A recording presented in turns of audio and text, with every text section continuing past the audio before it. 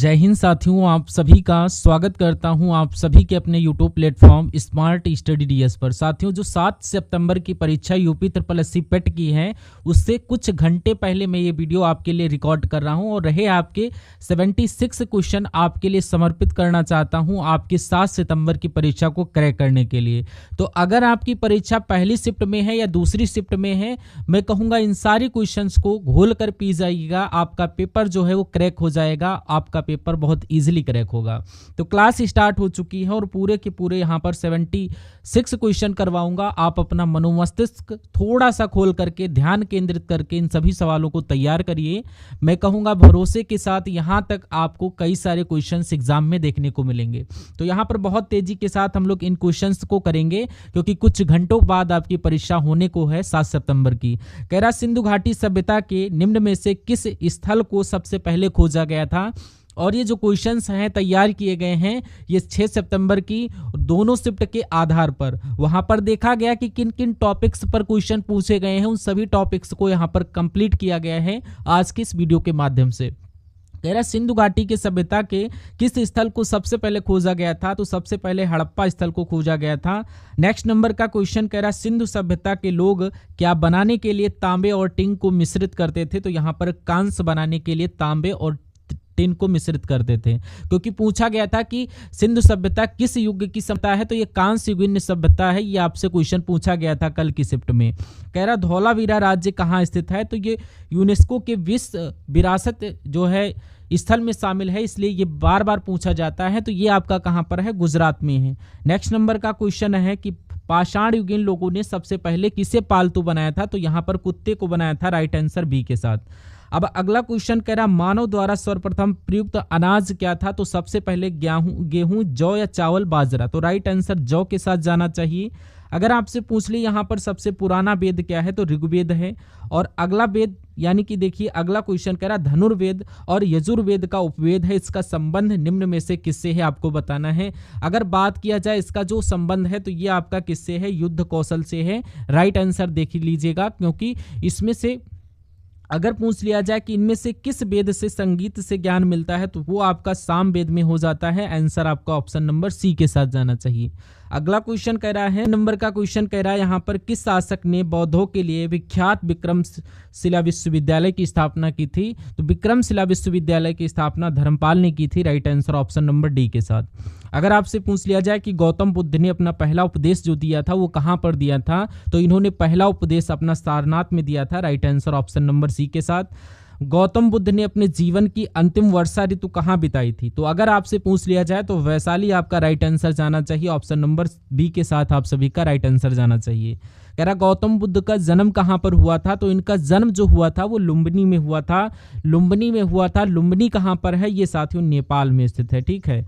उसके बाद अगर पूछ लिया जाए क्या विनय और विनय सुत्त पिटक इनमें से किसकी शिक्षाओं का संकलन है, तो गौतम बुद्ध की शिक्षाओं का संकलन है। और एक क्वेश्चन है कि लोक नृत्य घुमरा ये किस भारतीय राज्य में किया जाता है। अगर आपने अभी तक इस वीडियो को लाइक नहीं किया तो इसको लाइक कर दीजिए और हमारे स्मार्ट स्टडी डीएस पर अगर नए हैं तो अपने एग्जाम को क्रैक करने के लिए इस चैनल को जरूर सब्सक्राइब करके बेल आइकन को क्लिक कर लीजिए और कमेंट में एक जय हिंद का कमेंट जरूर करिएगा।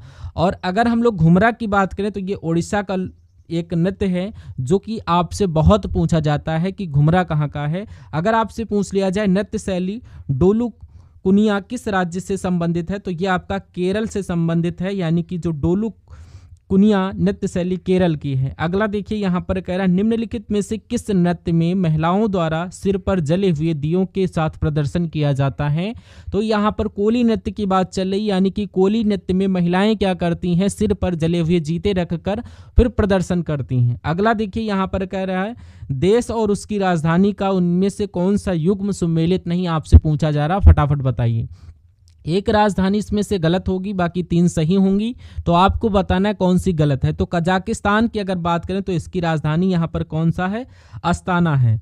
और यहाँ पर अगर लीबिया की राजधानी पूछ लिया जाए तो त्रिपोली है, ये क्वेश्चन पूछा गया था। और महामास की राजधानी नसाऊ है और बेल्जियम की ब्रुसेल्स है। तो आपका right answer option number A के साथ जाना चाहिए क्योंकि ये गलत है। अगर आपसे पूछ लिया जाए एन की मुद्रा क्या है, तो ये जापान की मुद्रा है, जिनका आंसर बी के साथ है, करेक्ट हो जाता है। उज्बेकिस्तान की राजधानी क्या है? तो राइट आंसर यहाँ पर ऑप्शन नंबर बी के साथ यानी कि ताशकंद के साथ जाना चाहिए। यानी राजधानी से क्वेश्चन पूछा गया, मुद्रा से क्वेश्चन पूछा गया है, जिन जिन टॉपिक्स से क्वेश्चन आपसे पूछा गया है जो 6 सितंबर की शिफ्ट हुई हैं उन्हीं टॉपिक से आपसे 7 सितंबर में क्वेश्चंस पूछे जाएंगे। तो वो सारे टॉपिक्स को मैंने कवर अप किया है, इसलिए आप लोग इस वीडियो के साथ बने रहिएगा अगर रियल में सिलेक्शन लेना चाहते हैं। तो कोलंबो किस देश की राजधानी है? तो ये श्रीलंका की राजधानी हो जाती है। कह रहा है यूनेस्को विश्व विरासत स्थल कंदरिया महाद्वीप मंदिर कहाँ पर स्थित है? खजुराहो में स्थित है। राइट आंसर ए के साथ। कह रहा है निम्नलिखित में से कौन सा राष्ट्रीय उद्यान यूनेस्को का विश्व धरोहर है? तो यहाँ पर काजीरंगा आप लोग याद रखेंगे, काजीरंगा राष्ट्रीय उद्यान यूनेस्को का विश्व धरोहर है, याद रखिएगा। अगर आपसे पूछ लिया जाए यूनेस्को का मुख्यालय कहाँ पर स्थित है? तो फ्रांस की राजधानी पेरिस में स्थित है। राइट आंसर डी के साथ। अगर आपसे पूछ लिए यहाँ पर सुमेलित करना है, यहाँ पर जो सूची दी गई हैं इनको आपको सुमेलित करके रखना होगा। तो क्वेश्चन को देखिए कैसे हमको सुमेलित करना। देखिए यहाँ पर कह रहा है सुमेलित करना है, इसमें से आपको दिवस यानी कि सूची में जैसे कि दिया गया है ये आपको 18 अप्रैल फिर अंतर्राष्ट्रीय बाघ दिवस है, 22 मई फिर विश्व विरासत दिवस है, 29 जुलाई विश्व मृदा दिवस है और 5 दिसंबर अंतर्राष्ट्रीय जैव तो विविधता दिवस है। तो यहाँ पर आपको कोई दिक्कत नहीं, मैं आपको बता देता हूँ। अभी हम थोड़ी देर के लिए आप ये मान लीजिए कि अगर हम लोग बात करें अंतर्राष्ट्रीय बाघ दिवस कब मनाया जाए, तो यहाँ पर अंतर्राष्ट्रीय बाघ दिवस कब मनाया जाता है, या आपसे ये पूछ लिया जाए कि 18 अप्रैल को कौन सा दिवस मनाया जाता है, तो आपको मालूम होना चाहिए कि 18 अप्रैल को विश्व विरासत दिवस मनाया जाता है। यानी ए का जो होगा, ए का यहाँ पर 2 वाला हो जाएगा, ठीक है। अगर हम लोग बी की बात करें, जैसे कि 22 मई को कौन सा दिवस मनाया जाता है, तो 22 मई की अगर हम बात करें तो अंतर्राष्ट्रीय जैव विविधता दिवस मनाया जाता है। ये आपका अंतर्राष्ट्रीय जैव विविधता दिवस, ये आपका बी का यहाँ पर 4 हो जाता है। सी और डी को आपको ढूंढना है। अगर 29 जुलाई की बात की जाए तो यहाँ पर कौन सा दिवस मनाया जाता है, तो अंतर्राष्ट्रीय बाघ दिवस आपका मनाया जाता है, ये पहले वाले में, तो सी का 1 हो जाएगा। और 5 दिसंबर की अगर बात करें तो कौन सा दिवस मनाया जाता है, तो 5 दिसंबर को विश्व मृदा दिवस मनाया जाता है, तो बी का 3। यानी कि 24-13 होना चाहिए। 24-13 आपका ऑप्शन नंबर किसके साथ होना चाहिए? सी के साथ। तो यहाँ पर ये चारों दिवस मैंने आपको बताया, इसमें से एक दिवस पूछा जाएगा, इसलिए बहुत ध्यान से इन सभी क्वेश्चंस को पढ़ते जाना है। अगला कह रहा अंतर्राष्ट्रीय मातृभाषा दिवस कब मनाया जाता है, तो ये 21 फरवरी को मनाया जाता है। Right answer option number C के साथ। निम्नलिखित में से किस तारीख को अंतर्राष्ट्रीय बाघ दिवस मनाया जाता है, तो अंतर्राष्ट्रीय बाघ दिवस की जब बात की जाए तो 29 जुलाई को मनाया जाता है। 29 जुलाई मैंने आपको बताया है, बैकवर्ड में जाकर के देख लेना। यानी 29 जुलाई हमने बताया था कि पहला वाला आपका सी में है, तो 29 जुलाई को बाघ दिवस आपका मनाया जाता है। अगला क्वेश्चन कह रहा है यहाँ पर अगर पूछ लिया जाए भारतीय निर्वाचन आयोग द्वारा राष्ट्रीय मतदाता दिवस कब मनाया जाता है, तो 25 जनवरी याद रखिएगा। जो लोग यहाँ पर नए विजिट कर रहे हैं चैनल को सब्सक्राइब कर लीजिए। कह रहा सिकंदर लोदी किस उपनाम से अपनी कविताओं की रचना करता था, तो ये गुरुमुखी होनी चाहिए। तो यहाँ पर आपका गुरुमुखी देख लेना, राइट आंसर ए के साथ जाना चाहिए। कह रहा सल्तनत काल में दीवान ए अमीर कोही विभाग निम्नलिखित में से किससे संबंधित था, तो ये आपका कृषि से संबंधित है और मोहम्मद बिन तुगलक ने इन्हें तैयार करवाया था। अगले नंबर का क्वेश्चन कह रहा है प्लासी का युद्ध जो 1757 में हुआ था, इस युद्ध के बाद बंगाल का नवाब कौन सा बना था, तो ये आपको बताना है कि मीर जाफर जी बने थे। Right answer option number A के साथ जाना चाहिए, ठीक है। अगला नंबर क्वेश्चन देखिए, कह रहा भारत के किस गवर्नर जनरल के समय में सिंध का विलय अंग्रेजी राज्य में किया गया था, तो आपका जवाब यहाँ पर लॉर्ड एलनबरो हो जाएगा, जो कि यहाँ पर गवर्नर जनरल के समय में यहाँ पर इनका हुआ था। अगला देखिए, कह रहा भारत में अंग्रेजों द्वारा निर्मित पहला किला कौन सा था, तो इसका जो किला का नाम था फोर्ट सेंट जॉर्ज है। ये अंग्रेजों द्वारा निर्मित पहला किला भारत में है। कह रहा औपनिवेशिक भारत में भारतीय विधवाओं के लिए शारदा सदन स्कूल की स्थापना यहाँ पर पंडिता रमाबाई ने किया था ये काम। Right answer option number B के साथ। अब यहाँ पर पूछा जा रहा है सत्य शोधक समाज की स्थापना किसके द्वारा की गई थी, तो ज्योतिबा फुले के द्वारा की गई थी। राइट आंसर बी के साथ।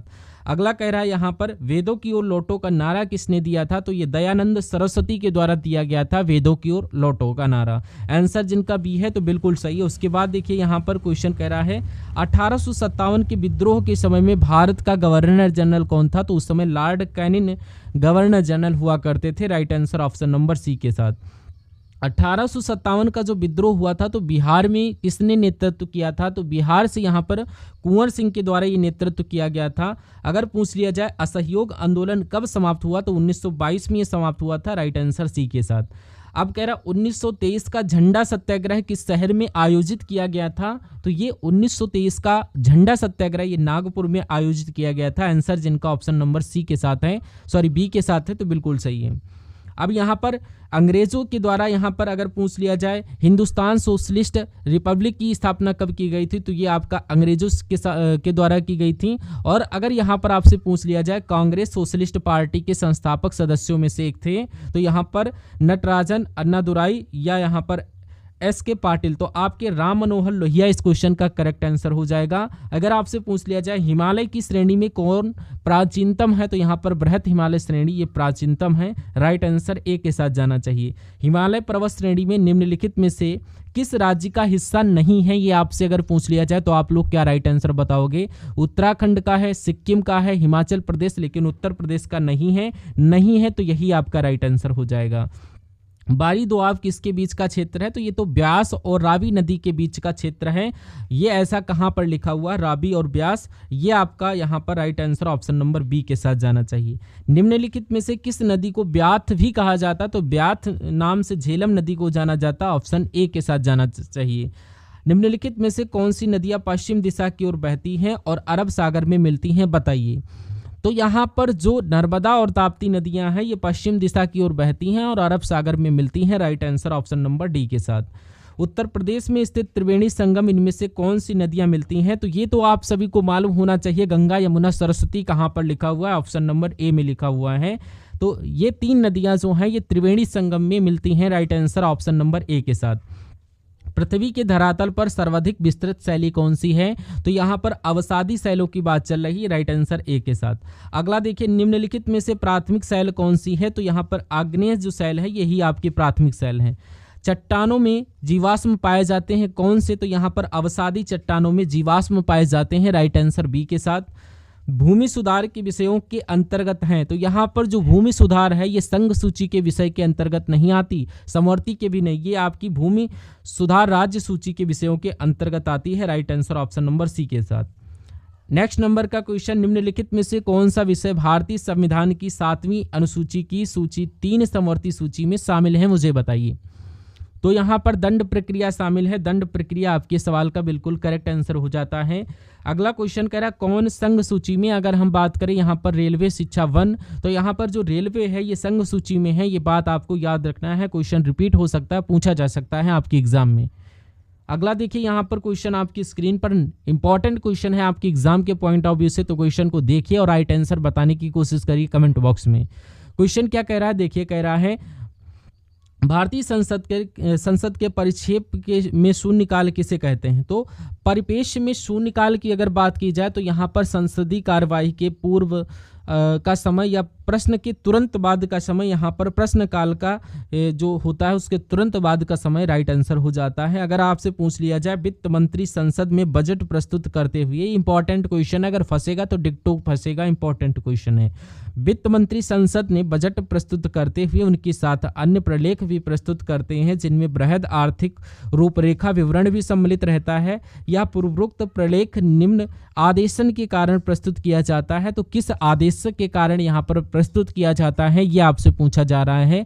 चिरकालीन संसदीय परंपरा के कारण या भारत के संविधान के अनुच्छेद 112 या 113 नहीं। अगर हम लोग बात करें राजकोषीय उत्तरदायित्व एवं बजट प्रबंधन अधिनियम 2003 के प्रावधानों के कारण, राइट आंसर अगर आपके एग्जाम में ये क्वेश्चन आता है तो जवाब मैंने आपको बता दिया, राइट आंसर डी के साथ जाना चाहिए। अगर आपसे पूछ लिया जाए कि भारत में सकल घरेलू उत्पाद में अर्थव्यवस्था के निम्नलिखित क्षेत्रों में से किसकी हिस्सेदारी सबसे अधिक होती है, तो सकल घरेलू उत्पाद में अर्थव्यवस्था में निम्न क्षेत्रों की हिस्सेदारी सबसे अधिक होती है, तो यहाँ पर सेवा क्षेत्र की हिस्सेदारी सबसे अधिक होती है। राइट आंसर डी के साथ, कई बार क्वेश्चन आपको बताए हैं। अगर जीएनपी की फुल फॉर्म पूछी जाए तो यहाँ पर हिंदी में हम इसको सकल राष्ट्रीय उत्पाद कहेंगे। Right answer option number C के साथ। अगला देखिए, अब यहाँ पर कह रहा है ग्रॉस नेशनल प्रोडक्ट आप लोग बोलते हो इंग्लिश में, निम्नलिखित में से किस क्षेत्र से जीडीपी प्राप्त नहीं होती है, तो यहाँ पर कृषि क्षेत्र से प्राप्त होता है, उद्योग क्षेत्र से प्राप्त होता है, लेकिन अंतर्राष्ट्रीय क्षेत्र से प्राप्त नहीं होता। सही जवाब जिनका ऑप्शन नंबर सी है, तो बिल्कुल सही है। 71 नंबर क्वेश्चन को हम देखते हैं, यानी कि 71 क्वेश्चन हम लोग देखेंगे। तो यहाँ पर कह रहा है चलैया समिति का संबंध किसका है, तो प्रत्यक्ष एवं अप्रत्यक्ष कर सुधार से है। अगला अगर पूछ लिया जाए यहाँ पर कि निम्नलिखित में से कौन सा कर शुल्क जीएसटी के अंतर्गत नहीं आता है, तो सीमा शुल्क आपके क्वेश्चन का राइट आंसर हो जाएगा। उसके बाद निम्नलिखित में से किसे पिगोवियन टैक्स के रूप में वर्गीकृत किया जा सकता है, तो यहाँ पर किसको किया जा सकता है, कार्बन टैक्स को किया जा सकता है। बिल्कुल राइट आंसर सी के साथ। परम शून्य वह तापमान है जिस पर क्या होता है, जिस पर यहाँ पर जल जम जाता है, सभी पदार्थ ठोस स्थिति में होते हैं, आणविक गति समाप्त हो जाती है। तो यहाँ पर परम शून्य तापमान वो होता है जिस पर आणविक गति समाप्त हो जाती है। अम्ल वर्षा के दौरान वर्षा का पीएच क्या होता है, आपसे पूछा जा रहा है। तो 5.6 से अधिक नहीं साथियों, ये कम होता है, ऐसा आपका ऑप्शन नंबर डी में लिखा हुआ है। ये आप लोगों को याद रखना इंपॉर्टेंट क्वेश्चन है। अब यहाँ पर कह रहा है अम्ल वर्षा के दौरान वर्षा जल का पीएच मान 5.6 से कम होता है। निम्नलिखित में से किस तरल पदार्थ का पीएच सबसे अधिक होता है, तो मिल्क ऑफ मैग्नीशिया का सबसे अधिक होता है। अगला देखिए, निम्नलिखित में से एक संकेतक नहीं है, कौन सा एक प्राकृतिक अम्ल क्षारक है, तो यहाँ पर आप लोग बताइए। यहाँ पर निम्नलिखित में से एक प्राकृतिक अम्ल क्षार का संकेतक नहीं, ये आपसे पूछा जाएगा। तो कौन सा एक प्राकृतिक अम्ल क्षार का संकेतक नहीं है, तो जेरेनियम का फूल, लाल गोभी के पत्ते हैं, पेटुनिया फूल है, या अजवाइन के फूल नहीं। अजवाइन के फूल नहीं है, तो यही आपका राइट आंसर हो जाएगा। इनमें से कौन फॉलिक अम्ल का दूसरा नाम है, तो दूसरा नाम आपसे यहाँ पर पूछा जा रहा है। मैं कहूँगा यहाँ पर जो आपका टेरोई लग्लूटामिक अम्ल की बात करें तो ये फॉलिक अम्ल का दूसरा नाम है साथियों, लेरोई लग्लूटामिक अम्ल। तो यहाँ पर पूछ लिया जाए पीएच में पी का मतलब क्या होता है, तो यहाँ पर पोटेंज आपका ऑप्शन नंबर डी में लिखा हुआ है, पी फॉर पोटेंज। पशुओं में मुंहपका रोग किसके कारण होता है, आपसे पूछा जा रहा है, तो ये आपका वायरस की वजह से होता है। आंसर ऑप्शन नंबर सी के साथ। मायोपिया या निकट दोष नामक नेत्र रोग को ठीक करने के लिए निम्नलिखित में से किस प्रकार के लेंस का यूज किया जाता है। अगर निकट दृष्टि दोष है तो यहाँ पर अवतल लेंस यूज होगा, याद रखना है।